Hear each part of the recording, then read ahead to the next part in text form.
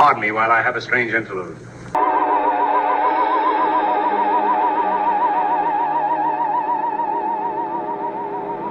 There is nothing else. Life is an obscure hobo bumming a ride on the omnibus of art. In the misty corridors of time, and in those corridors I see figures, strange figures.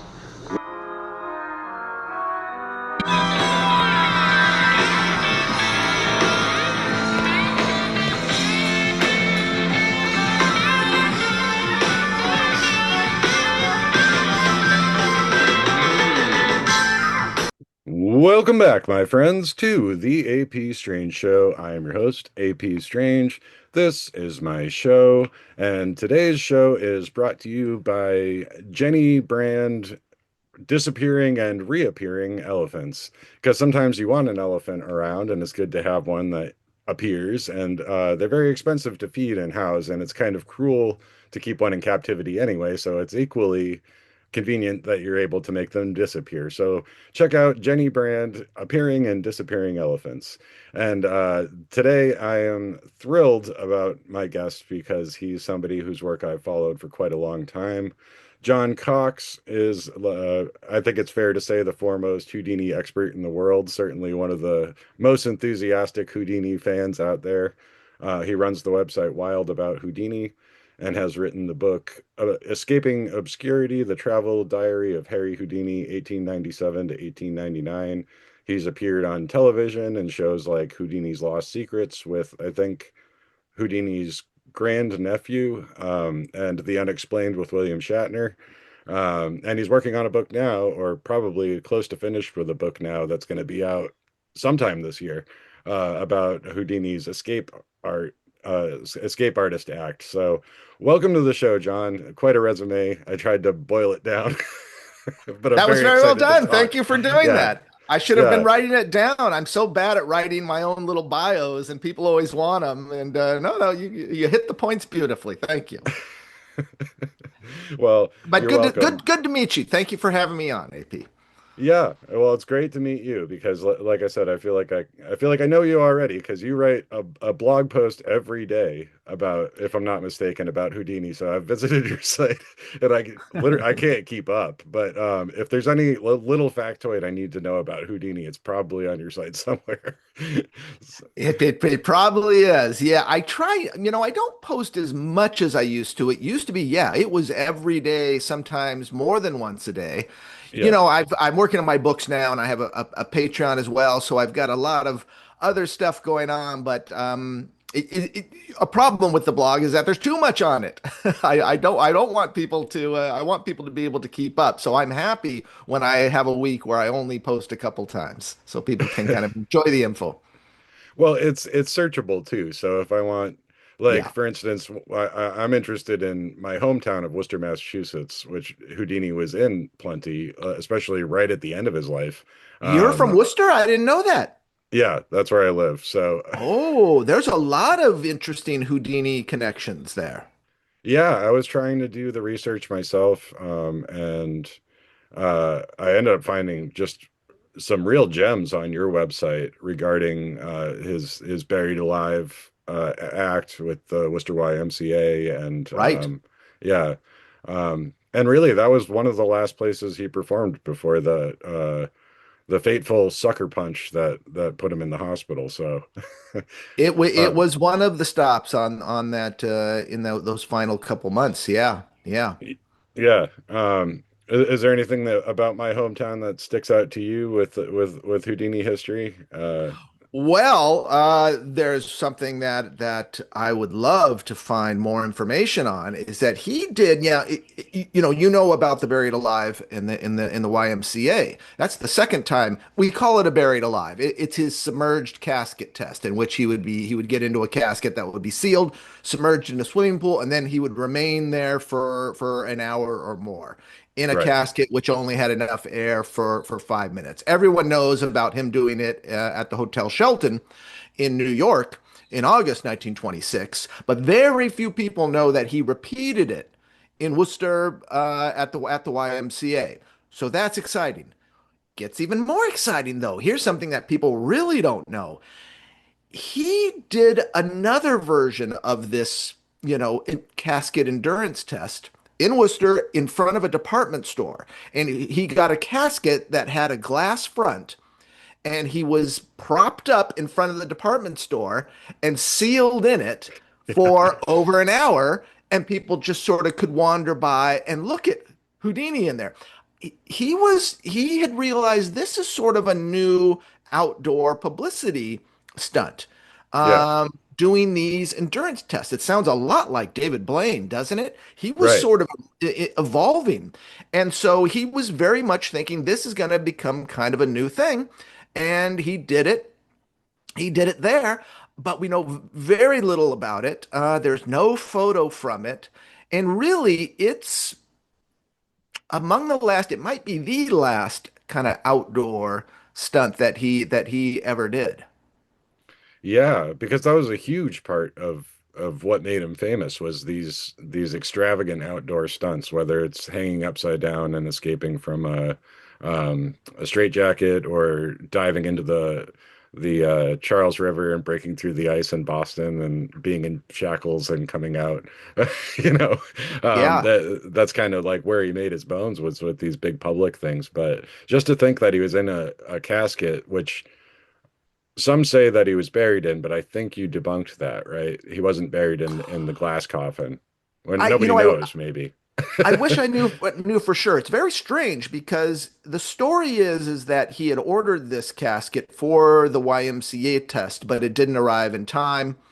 So he did the YMCA test in a casket similar to the one that he used at Shelton, and then his glass-topped casket arrived, which he had had specially made. And Mhm. there's a newspaper article about it. And in that article, he says, "This is the casket I'm going to be buried in," which is an Okay. incredible thing for him to say, considering it's just a few months later he's going to die. And it's said, and again, this is just from newspaper accounts, is that when he did die, um, everything was shipped back to New York because he was in the hospital for a week. Everything was shipped back, except somehow this casket got left behind, and they Hmm. actually used this casket to ship his body back to New York in. And then Okay. it gets murky. Was he buried in it? Or is this just kind of, did the newspapers put it together in the wrong way? He always said he would be buried in this. He was Hmm. shipped in it. I don't know for sure. I don't know for sure. But the newspapers at the time say he was buried in a casket that he had made for his escapes.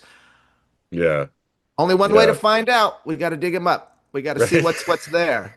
Because we see the cat, there's film of his funeral, and there's film of him his casket being carried to the grave, and it looks like a regular casket to me. It's covered in Mhm. flowers, so we don't know the top. But there are also people that say no, the casket, his trick casket, was kind of a smaller, narrower, and that trick casket is inside the real casket. That's also something you hear.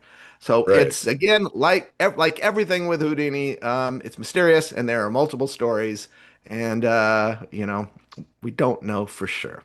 Yeah. I mean, because Houdini, if there's anybody that fits the expression man, myth, or legend, it's him because he's all three. And there's so Yeah. many conflicting narratives about him because he had a lot of fans and a lot of a lot of enemies and the newspapers were crazy about him they wrote about him everywhere he went,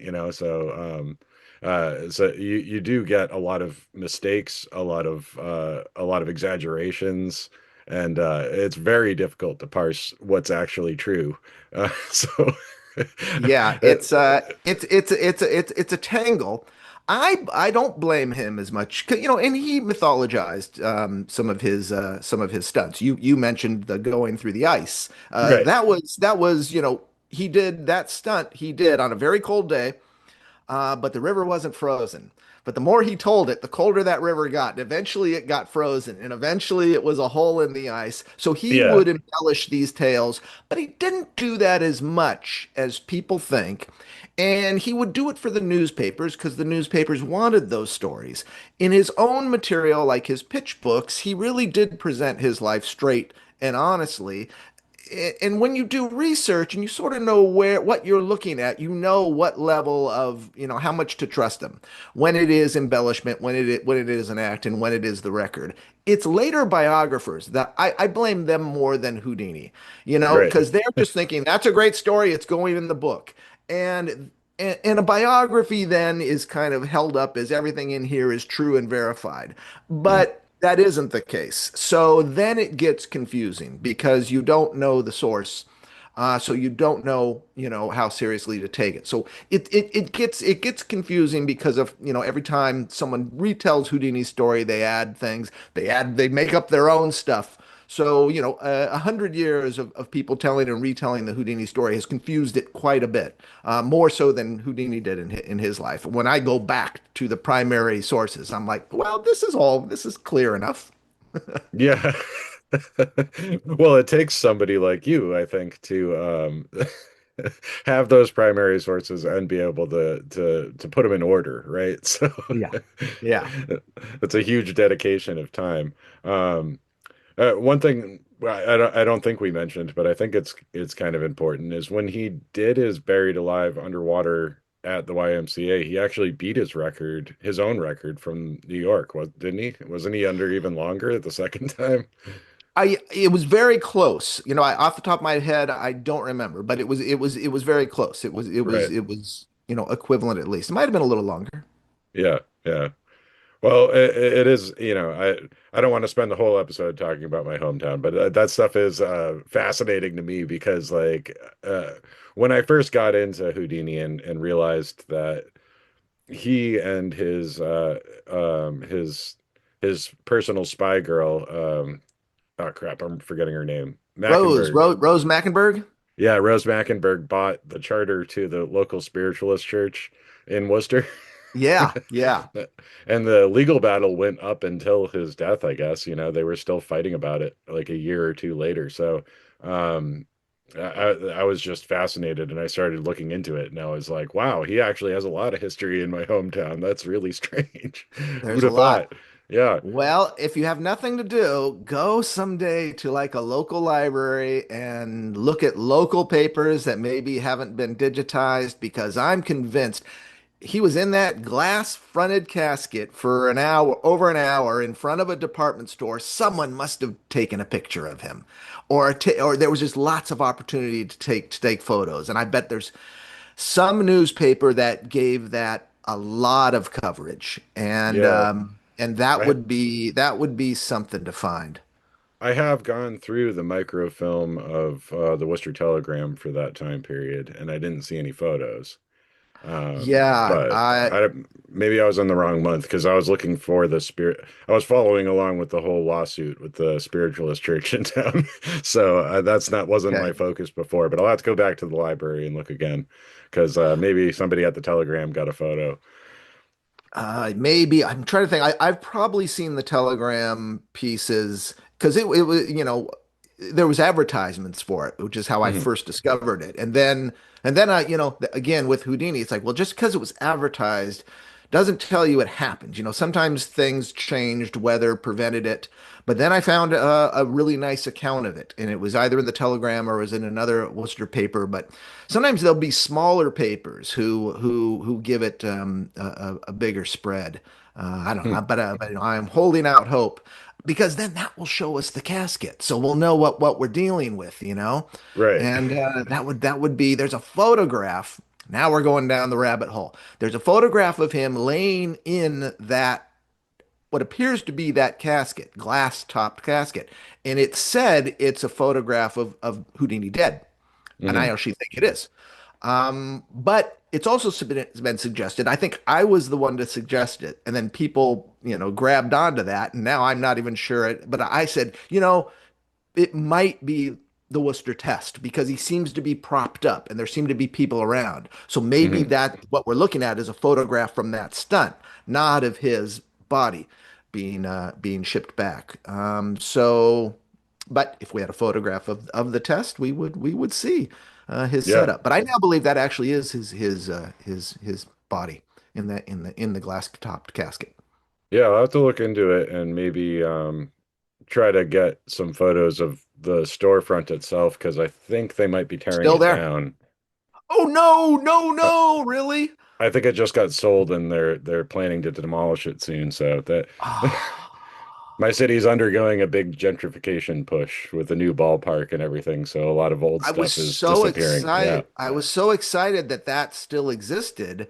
Oh man, shoot! I was back east in around Halloween time, and I Hmm. almost went to Worcester just because there's so much to see, Yeah. and I thought, well, another time. Right. And I wish I would have because you got to go to that department store and Right. be where Houdini did his last outdoor stunt. Yeah, yeah, it would. Well, I'll have to go and take some pictures just in case. Don't quote me. I mean, I think it might be being torn down. I know that it was sold, so yeah. But boy, it made I it a was, long time, didn't it? yeah. Well, we had a lot of stuff around here, and like I said, I don't want to get carried away talking about my own town, but there's a lot of the old stuff is disappearing, and it's kind of sad to That see is it too bad. go. But that's just the way things work, I suppose. Yeah. But uh yeah so just to double back a bit because we launched right into the deep end kind of literally with Houdini here, but where did it all begin for you? I know the answer, but for my listeners, it seems like this has been a 50-year long fascination for you at this Yep. point. Yep. It um has been. yeah. Well, it began for me. I was, an unusual kid with kind of eclectic interest. I wasn't into sports or music or even comic books. I was into odd stuff. I was into Universal monsters. Mhm. I'm of a generation that called itself I'm a monster kid, which is something that's Nice. understood among people kind of my age. Loved Universal monsters. Loved Sherlock Holmes. For a while there, I became obsessed with the Hindenburg and Zeppelins. And these are things that if you're into it, you got to seek out information on it. And so I would go and find books, and I would go to the library, and that became part of the fun of getting into something like this. Is that you would discover it, and you would be able to extract, find the stories, and learn about them that way. And I also loved movies. And one day, the old Tony Curtis Houdini biopic came on TV, and it was shown quite a bit in the 70s and 80s. For your listeners who might not know what I'm talking about, this was the first biopic ever made about Houdini, 1953, made by Paramount. Beautiful Technicolor film starring Tony Curtis, his wife at the time, Janet Leigh, and it's wonderful. It's a wonderful movie. It's a wonderful movie about not just Houdini, but about magic, and it's a real magic show, and it's a delight. Anyways, I see this thing when I'm 10 years old, and it blows my mind. I just think, wow, th this is fascinating. But even then, even at 10, I knew, but I know movies aren't the truth. And I wonder what the real story is. I wonder what he looked like. Did he really die in the water torture cell?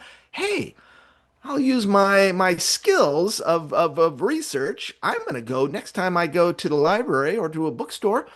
I'm not going to look for a Universal Monster. I'm going to see if there's a book about Houdini. I'm Yeah. going to see what he looked like. And I did that. And there were books about Houdini. And it began. And like so much, I felt like the whole world suddenly just sort of changed for me because weeks after seeing that movie is when the magician Doug Henning did his first NBC Magic special, where Hmm. he did Houdini's water torture cell. And that's generally kind of looked at as the beginning of the second golden age of magic. So suddenly magic explodes. We go into 1976, and that's the 50th anniversary of Houdini's death. Suddenly, there's new books, brand new books appearing on Houdini. There's a new television, but suddenly Houdini is everywhere, and I've just got more Houdini than I know what to do with. And I also, it pulls me into the world of magic, which is a fascinating world, and hence begun this interest. I set out to kind of discover the truth of Houdini, and I'm still doing it. Yeah, and you're a member of the Society of American Magicians as well. I'm actually not a Oh, member of the SAM. Um, which I should be because that was, Houdini was president of the SAM, and now I've never joined the SAM. I was a member of the Magic Castle. Oh, I okay. guess That's what I'm a I'm thinking member of. of the New England Magic Collectors Association, which is all Okay. about collecting, and they're a terrific organization. Yeah, so I'm a member of a few different things, but I Okay. consider myself enough of a magician in that I don't reveal secrets. So when someone asks me to reveal a secret, I say I can't. I abide by the magician's code. I must have signed something at some point. Honor But bound to actually, keep. I don't Yeah. know any secrets. That's one area of Houdini that I am completely deficient in, and in magic in general. I really don't know how things are done. And even when someone tells me, I tend to not remember it. I sit there like a general audience member, and I'm amazed like everyone else. So I actually Yeah. don't know many secrets. I know about how a lot of tricks are done because I have so many books about it, but I've noticed that some of the best magicians would lie about how the trick was done in a Oh, that's book telling you how it's done. Which I think is great. Houdini's friend Joseph Dunninger would do that. I He'd put believe that. Yeah, he'd put just like this bogus explanation about how the trick works, and you're like, I could think of a dozen easier ways to do that just based on what I know about the basic tricks. Like, Well, that isn't very helpful, is it? Way to go, Dunninger. Don't do that. well, it's misdirection. He's just sending. It's exactly. He's keeping the code by telling him the wrong thing. Yeah, yeah. All the magicians are fascinating. Doug Henning was an interesting guy. I'm not as familiar with him because it was a bit before my time, but I've gone back and looked at some of his work and the videos you can find on YouTube. I believe there was a documentary about him as well, somewhat recently. There isn't, but there should be. My buddy was actually working on a Doug Henning documentary, and I hope he's still working on it.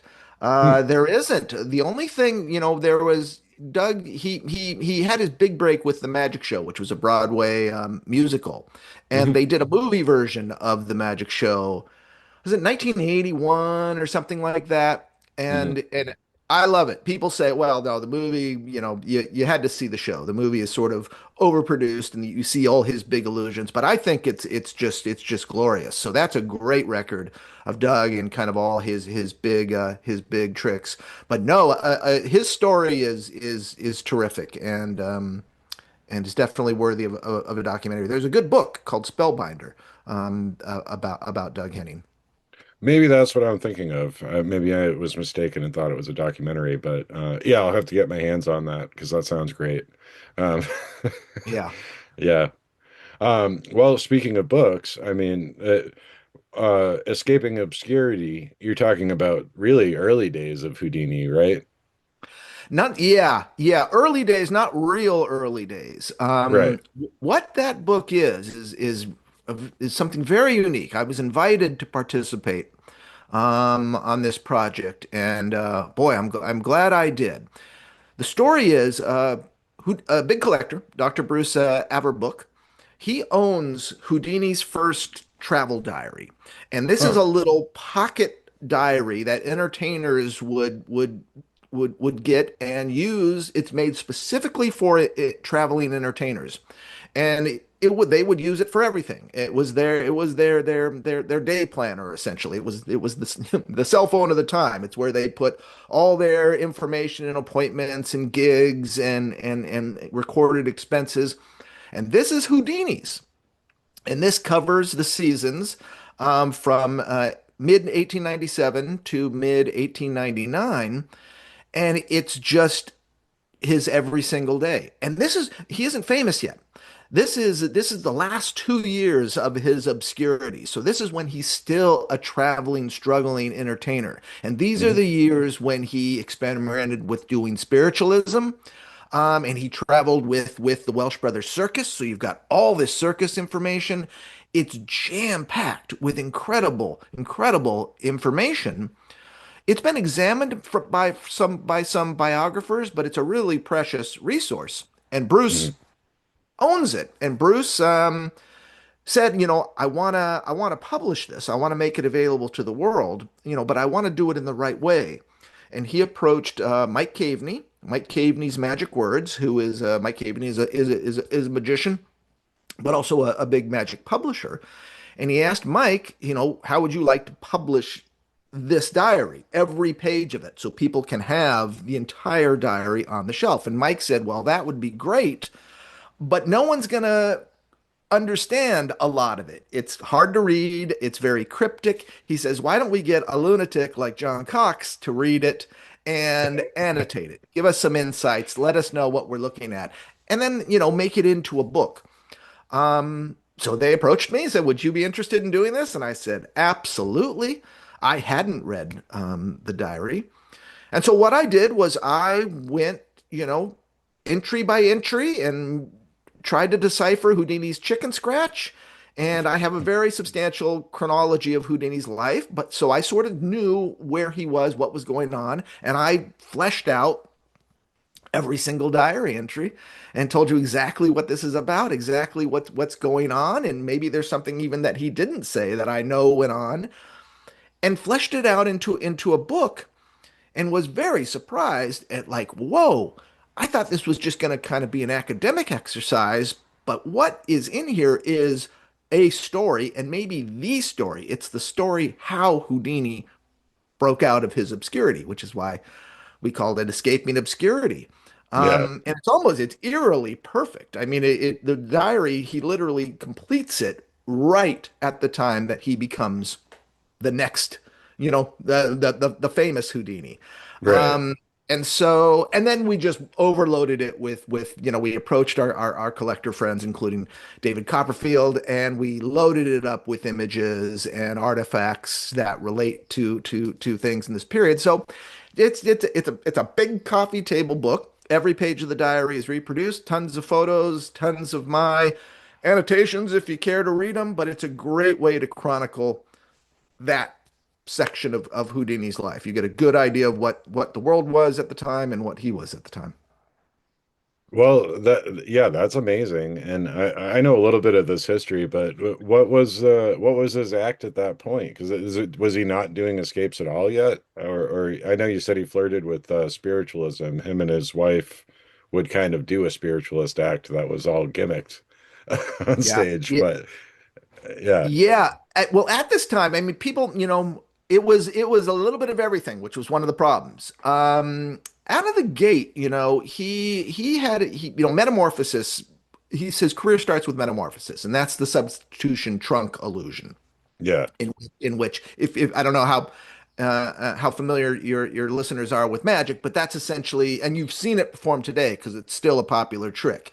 In this case, Houdini would be hands tied or handcuffed, put in a sack, put in a trunk. Trunk would be roped and locked, pushed into a cabinet. Bess would come, his wife would come forward, close the cabinet, clap her hands 3 times, and boom, they had switched places. Now Bess is in the trunk, in the bag, in the handcuffs. 3 seconds, rapid fire, for the time, mhm, and it's a real winner. And now magicians do it in a blink of the eye. Doug Henning was actually one of the first to do it, just like in the change in the blink of the eye. Great trick. So primarily from the start, 1890, 1894, that's their act, metamorphosis. But they also Houdini does some card work. Bess does a little singing. There's a little bit of magic. And Houdini's playing around with this idea of escape, a rope escape idea, whereas I'll bet you $50 I can get out of a rope tie. I'll get out from a rope tie in less time than it took you to tie me or pay you $50. A challenge act. Then he starts doing it with handcuffs. So they've got all this, they're doing all this stuff. Second sight as well. mhm. And the way it worked back then is that was an advantage. He would go into a dime museum, which were kind of big entertainment venues at the time, and say, hey, we're the Houdinis. Here's what we do. We got a great trunk trick. I do cards. My wife sings. We can do second sight. And they would say, okay, do your cards on the platform. Your wife will sing on a different platform. You'll do metamorphosis in the theater, in the concert, and you get a little for each. So they had or he could go into somewhere, a proper theater, and say, we can put all these things together and do a proper full evening show for you. It was whatever you need us to be. So he didn't have necessarily a specialty except for metamorphosis. It always closed because it always killed. Mhm. And really, what happened was, and ironically, the thing that was least popular, or the thing that he couldn't quite figure out how to make work, were the handcuff escapes. The thing that was going to make him a superstar. That never seemed to work. And interestingly, a lot of managers, including the Welsh Brothers Circus, specifically asked him not to do that. He wanted to do it. He wanted to develop it. He said, "This is it. This is a winner." And they were like, handcuffs, challenging, betting. It sounds sketchy. Do magic. Everyone likes magic. And so he had trouble getting the handcuffs across. But he Yeah. was eventually discovered by a vaudeville booker who immediately said, "You know what works? The handcuffs, the trunk. Cut everything else. That's a good little vaudeville turn. We'll give you a chance." And in the environment of vaudeville, the challenge handcuff, being edgy, really worked. So, a long answer to your question was that Right. in these years, he did anything you wanted him to do, including spiritualism. They joined a medicine show, and the medicine run by a guy named Dr. Hill. And he said, what's killing in the sticks here these days is spiritualism. And Houdini's like, I can put on a spiritualism show that'll knock their socks off. I know all the tricks. I love spirit slates, and we got it all. And so, as as part of, they would arrive at a town, they would do the regular show, and then there would be a special spiritualism, a special séance Mhm. spiritualism show on Sunday. So they started doing spiritualism as well, but he never felt good about it. He felt like this is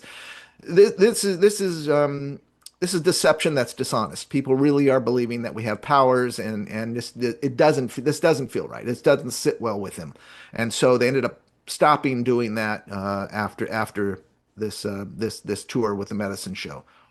Yeah, it always seemed to me that there might have been a few moments in particular where a grieving person was buying into it too much and he really felt bad about it and felt like a heel and decided to stop doing it. Yeah, Uh, and he did it, and it's in the diary. It's really interesting, and it was doing well. I mean, had he kept going down this path, he could have done very, very well. I mean, they were struggling, and at any time, he could have taken advantage of these grieving people, or claimed real powers, and made a better living than they were making doing magic. But he mhm. was a very straight arrow. He was a very moral person, um, and uh, and it didn't sit well with him. And it was expressly because he realized my audience is seeing me as something other than just an entertainer. And yeah, he wasn't that person. Yeah, because I mean, where he famously started debunking and exposing spiritualists was much later, Well, after his believe mother it or died, right? Yeah. well, believe it or not, no, he started doing it in these early years. Oh, okay. Um, And because he knew all the tricks of the trade and he found the idea distasteful, he would occasionally put on a show which would expose. And apparently, what happened was that one of the landladies they were boarding with during these early years had been sort of taken advantage of by one of these traveling spiritualists. And so Mhm. Houdini said, I'm going to expose that bum. I'm going to advertise a special show, and I'm going to show you how all this stuff is done. And the guy Mhm. sent some goons to beat him up, and it was a whole thing. But he was actually did then he would do the exposure show. He would chase the guy out of town, and then he would say, you guys really want to see a good, that guy was bad anyways, you want to see a good one, I'll put on a much better spiritualist show. Come back on Saturday, and you'll get a good entertainment. But yeah, so he started dabbling in exposure that early. Okay. Wow, I didn't even realize that. I got my A lot chronology of a little people, wrong. Yeah. don't, and that's the kind of thing that we get into in the book, and it's so interesting because you see all the aspects of his life are sort of are evolving, and they're happening even in these early days, and that's why when he did come around to being an exposure, and someone who exposed, and this is the 1920s, and spiritualism has this huge revival after World War One. And you get all these learned men like Sir Arthur Conan Doyle saying this is the real thing. And Houdini's like, I've been dabbling in this game for 30 years. I know all about it. And what Mhm. I'm seeing in seance rooms, this is no different than what I, saw back in the days of when I was on the road. And so I'm gonna expose them like I did back then.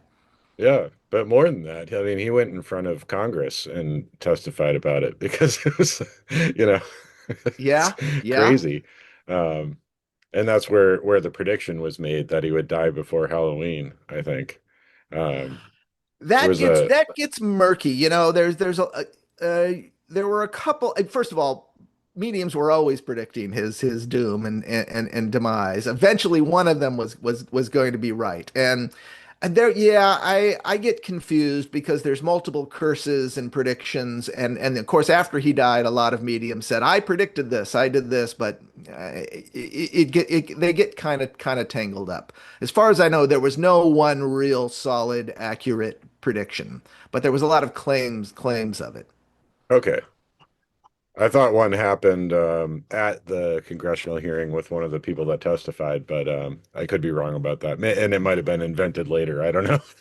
I think you might be. I think there maybe was, but it wasn't so specific. I don't think anyone ever said Halloween. I think there was a lot of, you won't, make it to the end of the year. But again, Right. he was off. That was often predicted. Yeah. Eventually, Yeah. someone was going to be able to claim that they were right.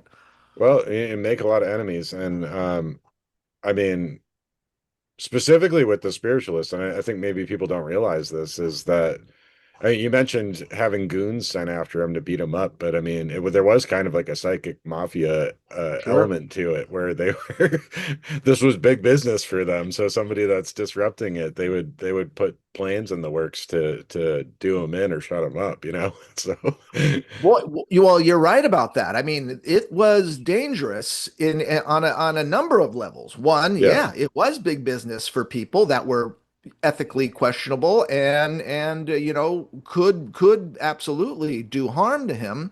But also, there were people that sincerely believed in it and were sort of deluded and maybe and they were dangerous in a different way. right. They needed to stop Houdini because the spirits told them to. So he's dealing with people that maybe aren't mentally that healthy, and he's dealing with people that are criminals. And so, yeah, he was it was dangerous game. One thing that I found interesting in my looking into it and reading old newspaper reports is that there were a lot of spiritualists that seemed to believe that Houdini was genuinely had powers and was a spiritualist himself and was debunking other people, but like wouldn't admit that he had the powers. And I mean, Conan Doyle believed this about Houdini. Yeah, As much as Conan Doyle. Houdini tried to dissuade him, he's like, "Nope, you're a magic man. You can tell me all you want that this isn't real, but I know you have superhuman powers." Conan Um, Doyle absolutely believed that. And it's interesting how far back that goes. It might even be in Escaping Obscurity. Early in his career, I mean, his escape act was very similar to a spirit cabinet act, yeah, yeah, because spirit mediums and part of his escape act evolved from spiritualism. He thought this is interesting. You tie it up, you put it in a cabinet. Now, what's going on with a medium is that they're escaping their ropes, they're doing their manifestations, and then they're getting back in their ropes. And Houdini looks at this and says, "Wait a minute, what if the escape?" The hidden method is actually pretty interesting. What if we just secularize this? Get rid of the spiritualism mumbo jumbo and let's make this an escape. Huh, that sounds more like athletics. mhm, That's pretty interesting. So a lot of people, when they would see Houdini do these things, and you see it in newspapers, they're like, "Oh, I know what's going on in that cabinet. This is spiritualism. The spirits are helping him." And you see this quite a bit, especially in his early career, saying, "Yeah, yeah, yeah. He says he's doing these things, but he uses a cabinet that he calls a ghost house, which is yeah, what spiritually." And so we see what's going on. This guy is supernatural. And Houdini would say, "No, I'm not." But the more they say it, the more the more they believed it. So he right. played around with the imagery of spiritualism. And I think that just made everything a little bit more provocative, like because he was smart in that way. Yeah. And I think it's great. And I mean, he was working on, I guess, collaborations of several books around when he died. I think it does tie into my hometown again, not to bring it back to that, but he was working with H.P. Lovecraft, I guess, on a book about um, Yeah. occultism and debunking things, and Yeah. also Walter B. Gibson on a book like practically how to do the effects, which eventually did come out like 30 years later. I think it came out in the 50s, if I'm not wrong. But yeah, I don't It know if you actually want to. it actually came out sooner. Yeah, he was working on quite a few books. I think had he lived, I think we would have seen quite a few books under Houdini's name. But he would work with ghostwriters on certain books, and Walter B. Gibson was one of them. And and Gibson was working on a book of magic, how Houdini's escapes in magic, how he did these things, prepared from his own notebooks. Mhm. And I think Gibson even writes in his introduction that this was going to be a book by Houdini, but when Houdini died, he finished it, and then it actually came out in 1930, 1931 as as Okay. as as two volumes, Houdini's Escapes, Houdini's Magic, and then a combo volume. And then Gibson, the book in the 50s you're thinking of is Houdini on Magic, which was Yeah. my first Houdini book, actually. That used material from those books and also some other books. So Gibson, who had a lot of Houdini material and had worked on a lot of material for Houdini, continued to put together books for Houdini related books for the rest of his life. Yeah, I think Houdini on Magic is my favorite of the Houdini books that I have. It's so cool. Yeah. I've got such a special place in my heart for it because that was my first one. When I went thinking, what did he look like? I'm just gonna go to that section in the bookstore, and there was his face staring out at me from that green cover. And I Yeah, thought, ooh, he's an intense looking guy. That's not right. sweet little Tony Curtis. This guy means business. Yeah. All right, I'm going in. Yeah, he had that really entrancing gaze, like I guess like the only one you can compare it to is Bela Lugosi, speaking of Monster Kids stuff. Yeah. But your He did. website has that as the banner, just his stare. And That stare, yeah. yeah. And everyone thinks, oh, well, that's Houdini. That's that intense stare. When you know why that's so intense and freaky? And it's funny that you would mention Bela Lugosi, is Because it those was are for the actually movie. those are Yeah. for the movies, and he's in makeup, he's in Yeah. eyeliner, and the whole thing. And they're whatever photographer there is directing him to give a very intense stare. So those are very silent movie. His other portrait photos that he would use, they're very proper portraits. That's Yeah. typically what he used. But he did during his movie career. He's doing that very intense look. And those have been the photos that have just lived on. And so people say, there's Houdini. Right. Yeah. Um, well, I don't think people even realize what a movie career he had or tried to have with the Haldane of the Secret Service movies, Hmm. which I still think is the first real depiction of a robot on film is one of those.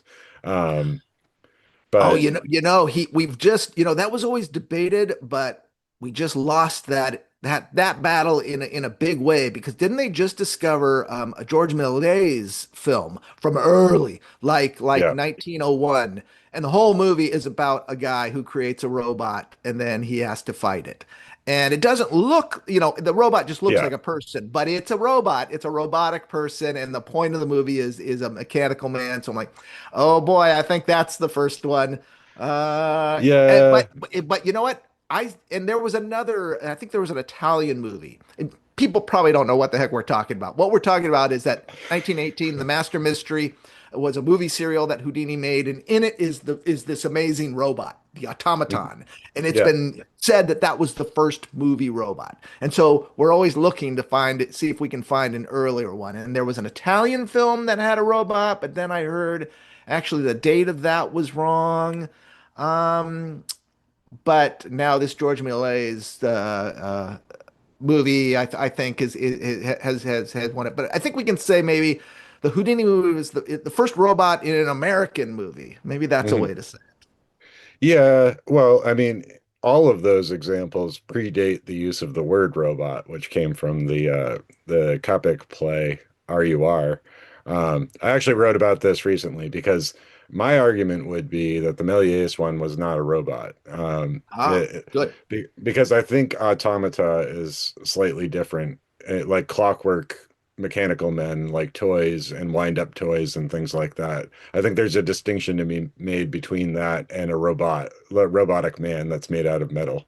So the one in the Houdini film is the first one that we would when you picture a robot in a sci-fi movie, like a big boxy kind Yeah. of metal man, that's the first time you really see that is in the Houdini film, and that's what constitutes a robot to me personally. But I guess everybody has their own definitions for these things. I'll stick with you. I think that sounds right, and I want to still be able to say that it was the first movie robot. But it's yeah. I think you have a point there. It's certainly Yeah. recognizably a sci-fi movie robot, whereas others are people pretending to be mechanical men. Right, because automata was a known thing. Méliès actually collected automatons Yeah, that were not much different from just like a merry-go-round that has yeah. uh, and he made and sold toys later in his life that were like wind-up toys too. So I think there's a distinction to be made. I might just be being pedantic about it, and maybe I'm just trying to favor Houdini, but I have That's my okay. biases. Yeah. I'll back you up. All right. We'll Awesome. form a conspiracy. Yeah, I'll send you the thing I wrote and see what you think. Yeah. Yeah. Actually, I would love that. Is it online? Is it something you published online? Yes. Yeah, it's on my blog, so I'll make sure you get a Great. link. Yeah. I want to link to that because I thought, is it news that this George Méliès film has sort of captured the title? So I would like to report on that, but also be able to present your link Okay. as a more informed take on it all. So that works nicely. That Yeah. makes for a good post. Well, it ended up being kind of a poetical thing about AI. I was using that as an Ah, example yeah. of a metaphor for current battles with AI. So I think you'll enjoy it, given your recent posts about about struggling with AI use out there. And I always Yeah, use a photo of the automaton from the Master Mystery whenever I do a right, post on AI. It's like I can always find a picture of Houdini fighting a robot, and it's like, oh, right. that pretty much describes it. Yeah, absolutely.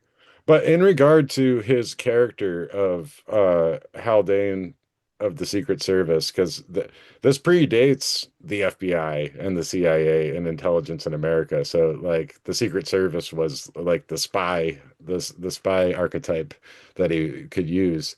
Um, I guess I could go in two directions with this, but the first that I'm going to is given his friendship with Walter Gibson, do you think that Houdini's character and just who Houdini was help inspire the Shadow or the stories about the Shadow? Well, Gibson said absolutely that it Okay. did. In fact, I've repeated this. I can't tell you exactly where it comes from, but Gibson said Houdini's nickname for Gibson was Shadow. He called him Oh, Shadow, okay. and so that was also part of it. But Wow. I think the Shadow. I think definitely Houdini was definitely an inspiration. Well, okay, that's excellent because I've always suspected as much, but I wasn't sure if that was actually the case or if I had read it somewhere or if I was just imagining it. But it's good to know that Gibson actually said that. And I definitely didn't know about the nickname. That's really cool. Isn't that great? Yeah, it's awesome. Yeah. Well, so the second place you could go with that is there are when Kalush and Sloman wrote their book, The Making of, I think it's, I'm forgetting the title now, America's Secret First Life of Superhero. Houdini. Yeah, The Secret Life of Houdini, The Making of America's First Superhero. They like Right. long titles too. I like long titles. They like long titles. I got it all mixed up. I was doing the secondary title first. Um, they seem to be of a mind that perhaps Houdini was a spy. How do you feel about those theories in that book that he was doing espionage while he was traveling in Europe and doing his act? Well, there's a little something to that. in that he did know Superintendent Melville of Scotland Yard, who at that time, there weren't intelligence agencies back then. Melville ran Scotland Yard, but he sort of kept an ear to the ground for international whatnot, Hmm. anything that could potentially harm the country. So yeah, he had kind of an intelligent, his own private little social intelligence agencies. There's a good book written all about this by Andrew Cook called M, and it's all about Superintendent Melville. And it said one of the things he would do was he would sort of recruit or make friends with entertainers because entertainers traveled a lot and they had unique access. They were performing before royalty or what have you. And he would ask his entertainer friends, keep an eye out for me and let me know what's going on. What's the temperature in Berlin? What's going on in Berlin? Hmm. People seem restless. If you're performing for royalty, who's in the room?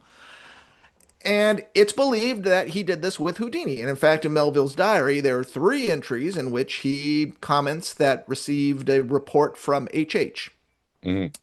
We're assuming HH was Houdini. And I actually believe, yeah, I think he was doing that for Melville. It's kind of in his wheelhouse. He helped the police a lot. But that's where it sort of ends for me because that's where the evidence ends. Actually, Melville's last diary entry is, "Why haven't I heard?" After Houdini comes back from Russia, I wonder why I haven't heard from HH. So I think that was sort of it. Yeah. But Kalush and Solomon, they do a really interesting job of piecing together a much larger case that actually this was just the beginning, and Houdini Hmm. got involved with Wilkie and American intelligence, and it, it's interesting, but it's all too speculative for me. Okay. So I don't think there was much more to it than that Houdini did, maybe help out Melville in Yeah. those very early years, just because that's what the evidence supports. But people can believe the more wilder, larger theory if they Well, it's like. It certain. makes for a It's good certainly movie. fun. It's Yeah. certainly fun because Well, Hollywood loves it. yeah. That's it's they still every once in a while it's like a Houdini spy movie. And I'm like, really? Does he have to be a spy? He's pretty interesting. He's already pretty interesting. I don't think making him a spy makes him all that more interesting. But Yeah.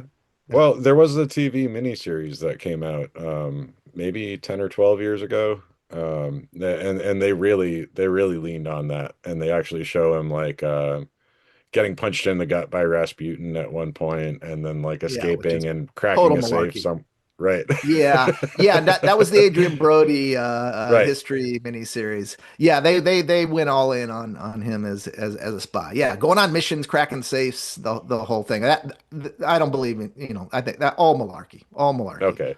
All right. Good to know. I don't think he was going on missions. But hey, man, if someone can find the evidence, I will be happy. But I've covered this part of his life very, very thoroughly. I mean, literally every week I know where he was, what he was doing. Yeah. And just look at that and say, where are all the secret missions? Where does he have time for the secret missions? He was a very busy entertainer. Well, I remember Um, in the miniseries, he's supposed to be doing a endurance or escape act, and he like leaves the stage, runs away, cracks a safe, then comes back and appears on stage. So it was that's mid-act that he did it. Yeah, and then Yeah, like, oh, the safe is filled with roses for best. That yeah, sequence is not is. I'm okay with that miniseries in general, but I feel very like that. entertaining. Yeah, Yeah, yeah, but that sequence, I mean, I don't know. I don't know. It's right. embarrassing. Yeah, yeah. Well, do you feel similarly about the ideas that there was kind of like a conspiracy to do him in toward the end when he was at the hospital? Because, and, some would say, and I think Kalush and Sloman say this in the book, that he was kind of getting better and then took a sudden downturn while he was in the hospital in, I think, Detroit, right? Um, Yeah, yeah. That also. you know that's also fodder for conspiracy theories and pseudo history documentaries and stuff like that. But hey, there were people that wanted him out of the way, and I could believe that someone had tried to poison him or something. I don't think that's because it was appendicitis. It was a naturally occurring thing. I don't see any conspiracy in the hospital to kill him. I think that's sort of too much to believe. I generally don't believe it. But you know what? I'll tell you. I'll promote someone else's book. Larry Ann Gillespie has written a book called "The Man Who Died Twice," and it's really she's a doctor. She understands the world of medicine, and so it's a book that kind of takes a forensic look at Houdini and his health throughout his life. And she goes very heavily into everything that went on in the hospital. And I actually haven't read the entire book, so I'm leaving it to her. I'm like, Okay. okay, she's going to investigate it, and I know she worked hard on it, so I'll accept her findings, or at least take those into consideration. I tend to, Yeah. it all gets a little goofy for me. The various conspiracy theories, they just Yeah. don't seem to go held together. And again, I try to do everything with, is there evidence? It's like evidence isn't what you think. Oh, if this happened, then this must have happened. No, it's just got to show me evidence, or else, no, it doesn't work for me. So I Yeah. refer people to her book, which comes out on July 1st, and I'm looking forward to reading it. She's something else. She is a tenacious researcher. Yeah. Well, I'll definitely read that book. Yeah. Oh Yeah. yeah. Because it's worth considering that medicine wasn't what it is now back in 1926, so there was there probably were some shortcomings medically too. And Yeah. I'd be interested in an actual doctor or medical professional's opinion on it. So that sounds great. Um, I think one thing that people have pointed to, or at least I've heard, is that somebody tried to poison Bess back in Providence when they went out to dinner with H.P. Lovecraft. That was one thing that people sometimes will say. Um, Well, that's the thing that always gives me pause because what happened was she got food poisoning. They right, ate in a hotel, and she got bad food poisoning. Um, so that's the evidence. Best got food poisoning. mm, First of all, I think getting food poisoning back then probably wasn't unusual. You're eating right, in public places, so that could happen. Bess was sick often, but that's pretty what. Hey, maybe someone spiked their food. Again, that's where the evidence is she got food poisoning. But the speculation then is, well, does that point to maybe an attempt to poison Houdini, and maybe she got the right. wrong meal, or what have you? Yeah. So that's just a little piece of of those final weeks that seems, well, there's something, but Yeah. Well, I looked it could into have it. just been food poisoning. If you shine a spotlight on any part of Houdini's life, you'll find, Right. they eat out a lot and they get sick a lot. Both of them do. That Right. happens. That happens in the 1920s. Well, here's something that I found out when I looked into it. I ended up buying a book, tracking down and buying a book about the history of restaurants in Providence because it had a reference to that dinner that night. And Oh, it described that Bess had brought her pet bird to the restaurant and it was sitting on her head and she was sharing food with the bird throughout the meal. I'm like, she probably just got sick from sharing food with the bird. Like you can get zoonotic diseases from like bird droppings or bird saliva. So, I've never heard that. That's great. I believe it, because she loved her pets, and she did love birds, and she did get sick a lot. Maybe that's from those damn birds. right. That's Yeah, I funny. mean, animals carry all kinds of germs, and especially birds and reptiles. You have to be on your guard with washing your hands a lot, and certainly don't share food with them. It's generally not a great idea.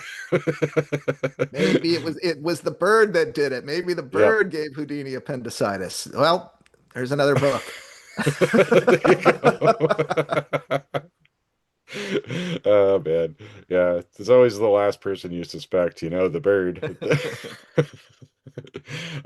Okay, well, so the book that you're working on and about to release is about that era where he really hit the big time, huh? Where he gets into the escape art. Yeah, well, okay. What I'm doing is an insane thing. For my research, I put together this massive chronology of Houdini's life. Mhm. Every week I've chronicled where he was and any significant events. And I always thought, that would be a good book to publish. Just my chronology, my research chronology, that would make for a nice book. People would find that very useful. But after doing the diary book, in which I sort of looked at every week and then looked at my chronology and said, I'm going to flesh out that week into a story. I'm going to tell you what happened there in a story. It hit me, this mad idea. I said, I wonder if I could do that with my entire chronology. Is that Mhm. possible? And I thought, that's the stupidest idea ever. First of all, that isn't one book, that's many books. Right. And it will take a decade. And who knows if you even have enough information to do something like that. Put that idea out of your head. Go back to the simple one book. But the idea didn't leave my head. And I started thinking, well, it would be multiple books. Well, how many books would it be? Where would it break? Oh, I kind of like that idea of that, a book that just covers these years. And then to finally kill the idea, I decided I would start writing it. And I would just say, and I thought that will immediately reveal to me that no, this isn't the way to go. You don't have enough here. Stop. And so I started. And like right from the beginning, I decided to start in 1900 because that picks up where the diary book leaves off. Let's Mhm. continue the story. And January 1st, first day of the new year of the new century, Houdini is playing the first engagement of his Keith's all important Keith's tour in the first theater that they had ever opened as a vaudeville house. How poetic, how neat is all that? Yeah. And no one has ever talked about that engagement, so I had something to say and a little insight. And okay, let's move on to Boston. Well, I've got a lot to say about that. And so I wrote Boston, and all of a sudden I'm writing the book. And I kept thinking at some point, though, I'm going to hit a wall and realize I can't do this. But no, it kept coming and it kept going. And I realized, well, this is quite a book. And so that's what I have. I have a book. It's the first volume of what I'm calling the Ultimate Houdini Chronology. It tells the story of Houdini's career week by week, escape by escape, significant event by significant event. This is 1900 to 1909. It's called Handcuff King, The Conquests of Harry Houdini, 1900 to 1909. Another long title. And these are the Handcuff King years. So this is the early years of his big breakout fame. Mhm. When he really proves himself, in multiple countries. And we get all kinds of great. This is the young Houdini, and we got the Cologne trial and Siberian transport prison van escape and Mirror Mhm. challenge. It's all those big headline things. And it's something. And I'm really working to make this the most complete, the most accurate Houdini book ever written. I have loaded it with rare photos and material that have never been published before. And I'm designing it myself, and it's almost finished. And it will come out at some point this year. And it's a monster. It's 600 at this moment. It's 630 pages, and Yeah. yeah, or that's more than anyone wants. And I got two more to go after this. Wow. Well, I mean, it's about what I want. Yeah. So you at least got one reader that's gonna be very into it. Well, it's like the diary book, and I like holding myself to a strict chronology. Most biographers, you jump around and you'll talk about the suspended straitjacket escape in general. Mhm. Not every single one, not every specific one, but I find if you do everything in order, in a chronology, new insights suddenly come to you, and you really begin to see how things went along and how he evolved and how things evolved and when significant firsts happened. And it's a new way to tell Houdini's story, because I never thought I would do a biography, because I always thought, they've been done. There Mhm. are some great Houdini biographies out there. I always thought I would do a movie, just a book about just his movies, because that's never been done. But here I am doing the ultimate biography, and how I'm doing it, I think, will give you new insight. You'll essentially just travel with him. Wow. day Yeah, by that day. sounds well. Where was his first jail escape? Because I know that that was one thing that got a lot of publicity is challenging like the local police to lock him up. Where was the Yeah. first place he did that? Was it England? When? No, it was Chicago. Oh, But like everything, it's controversial. Houdini would later tell this story about that he and a troupe of performers. The story's been told different ways, but essentially that he and a troupe of performers sort of snuck off from the circus and did a side show on a Sunday. But it was in a county that was you couldn't perform on Sundays, and so they all got mm, arrested and hmm. thrown in jail. And like, oh no, we got to get back to the circus before anyone finds out. And so Houdini picked the lock and released all the performers. So it's a nice story. I don't know if it happened. Houdini always said that was his first jail escape. The escapes he did during his early years were police station handcuff tests. So he would go to the police station and he would challenge them to put him in every pair of handcuffs they had. And so that's primarily what he did. But in Chicago, in 1900 on this first Keith's tour. It's right near the beginning of my book. He did a jail escape in Chicago. They had cells down in the city hall. Hmm. Really nasty cells. There was later kind of an expose written about the horrible conditions of this jail. And as far as I can tell, that is his first jailbreak. And he was very friendly with the Chicago police and knew that station well. And he doesn't really he does it after doing a benefit performance. So he isn't doing it specifically to promote himself anywhere. I think he's just trying it out.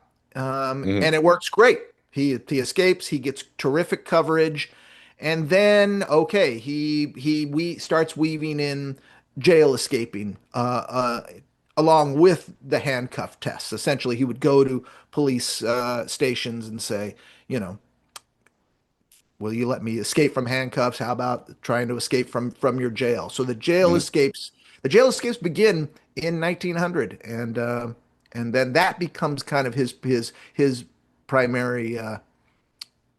I call it an outdoor stunt, even though it's happening indoors, Right. obviously. The stunt he's doing to get publicity to advertise whatever show he's doing are these jail escapes. Well, right. Yeah, because the police would pride themselves on their ability to hold a man. So if he can escape the police, that was, Yeah. but he was friendly with them too. So it wasn't as antagonistic as the drama would. It was almost like professional wrestling where there's a big show going on and the cops were kind of in on it, I think, in some way, you know?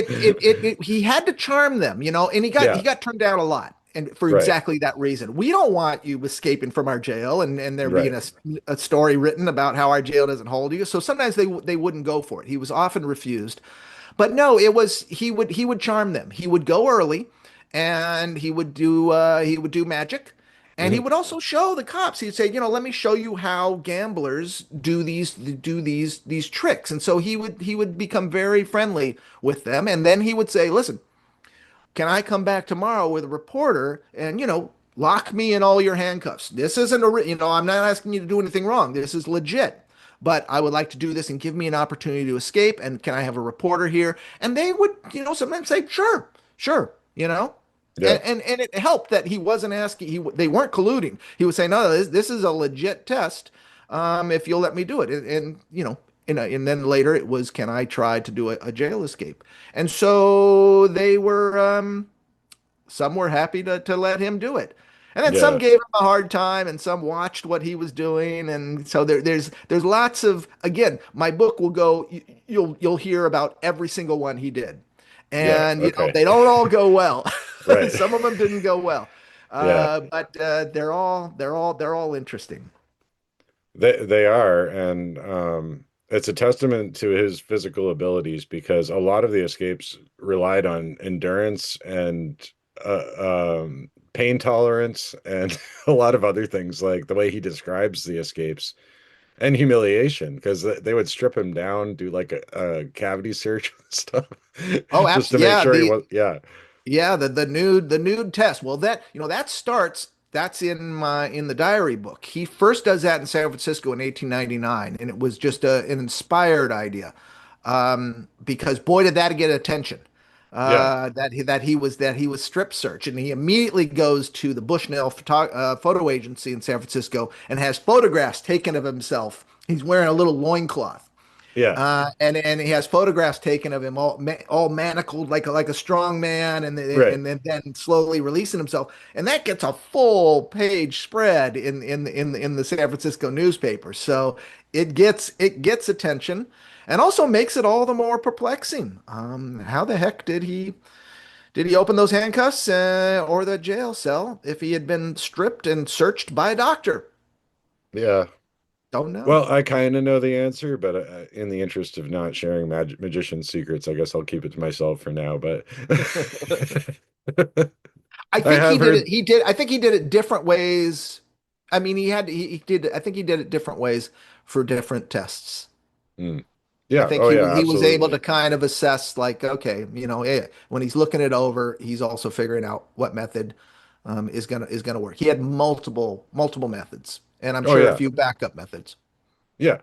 And I know a few of them. I'm sure I don't know them all, but the one in Russia sounded particularly brutal. Yes. The because you're talking about being nude in the cold, and Nude in yeah, the cold, and yeah, there's some funny quotes from that, and he talks about that how he was searched. What right. does he say? He says, "Talk There. about the finger. I got it 3 times."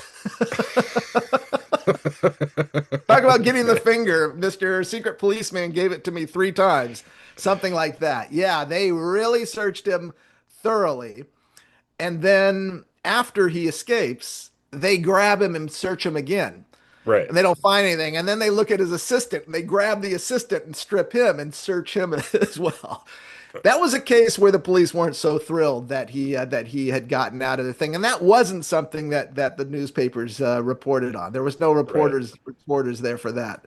But Houdini, word got around that this had happened, and Houdini snuck it into his advertising as well. Yeah. Yeah, those Russians didn't take kindly to it. No, they didn't. Yeah, I go into Um, detail in my book. That's part of this first book. Those I drill down on those. I mhm, go as deep into those as I can go.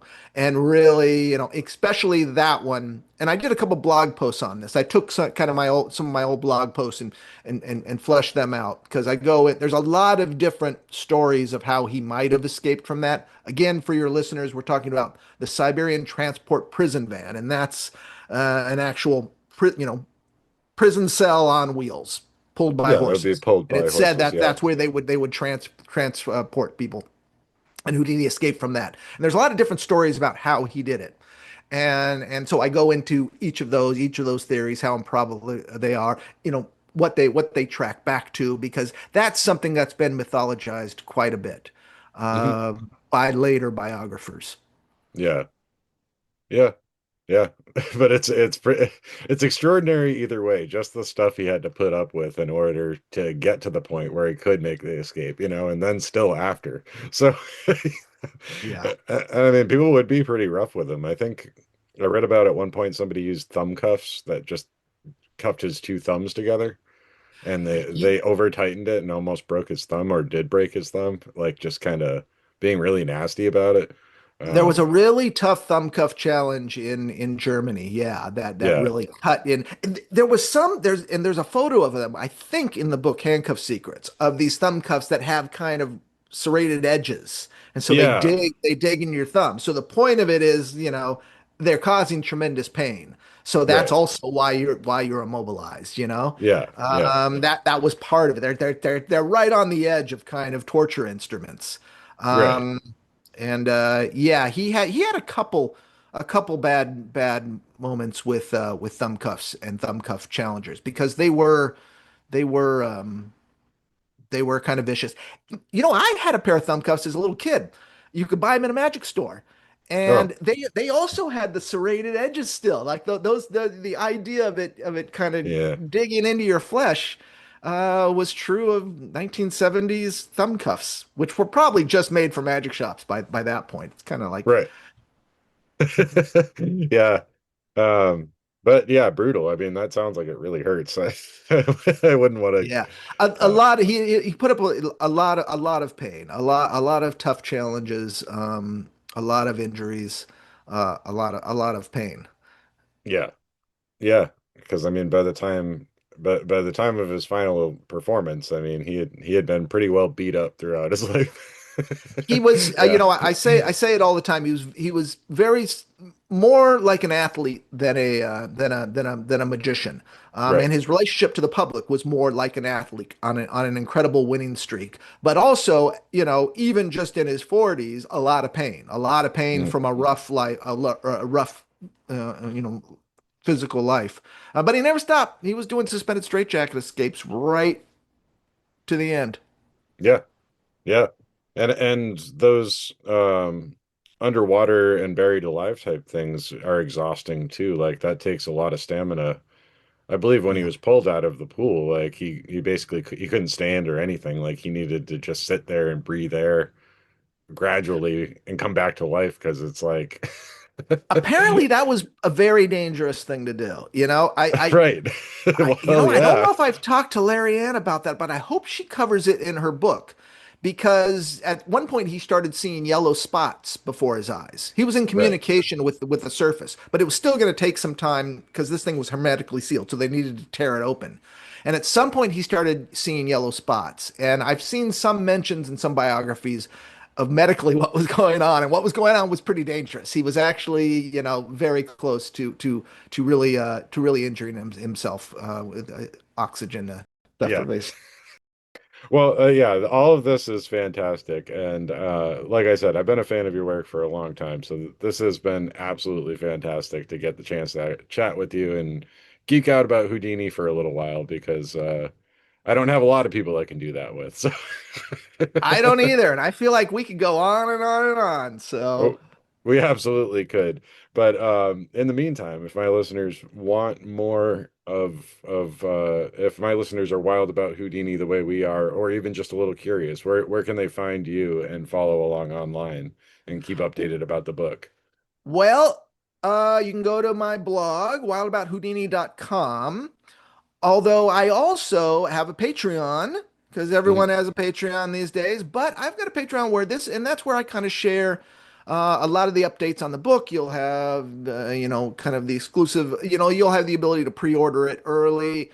Mhm. And, if you just need a little more intensive an experience, I love having more patrons, but go to wildabouthoudini.com, begin your journey there.